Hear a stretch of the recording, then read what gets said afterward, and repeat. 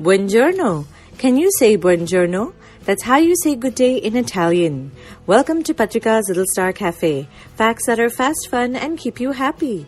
Today is Monday, November 26th, 2018. And here are today's matters for chatter. Number 1. London Mayor Sadiq Khan has banned all advertisements of junk food and sugary drinks in public transportation there. This is a move to tackle childhood obesity, no matter what it cost in advertising earnings to the public transportation system.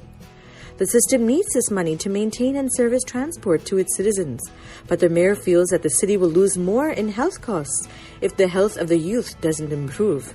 Being overweight because of unhealthy eating habits leads to larger health problems growing up, usually, and the mayor feels that's a bigger price to pay. Good to see action taken to improve the lives of the next generation.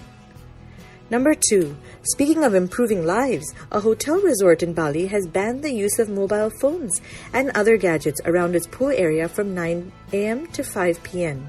It was to maintain a tranquil or peaceful environment for all of its guests, and sometimes some guests aren't exactly courteous of noise levels. It's also a drive to detox people from the digital world and unwind them with board games and books instead. Most guests are happy, but some guests have just refused to put away their gadgets. Number 3. The world-famous Leaning Tower of Pisa is not so much leaning as much as before thanks to the huge restoration efforts. Now the tower can be enjoyed for at least another 200 years. In the interim, the monument was closed to tourists so conservationists could work on stopping the tower from further leaning over.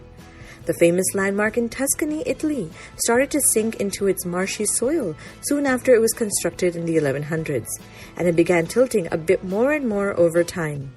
The restoration has helped correct 4 centimeters of its tilt, taking it back to its condition in the 1800s. And now for today's mega matter. Remember we mentioned that the Rapa Nui wanted to take back the Maui statues at the British Museum back to Easter Island? Well, there seems to be a trend.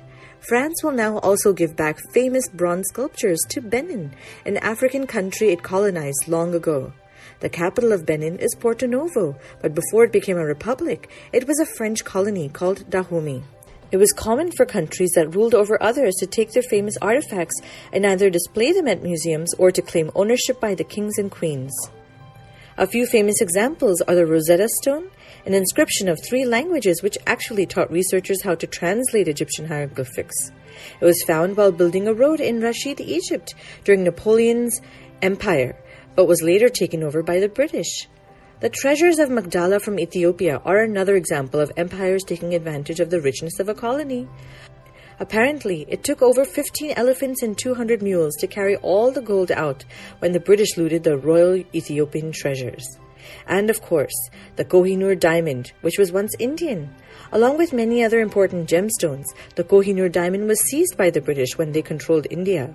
But the good news is that thanks to media and the awareness and the conscience of a few new leaders, old empires are considering giving back the loot to the countries they once took from. Today's word of the day is interim. That's a short time in between 2 timelines. And finally, for today's quote of the day, when we give cheerfully and accept gratefully, everyone is blessed. This is the best season for giving back. Thank you for listening, and do send us your questions and comments via WhatsApp, or you can email us at diptyanti@gmail.com. Take care. Lots of love, Dipti Auntie.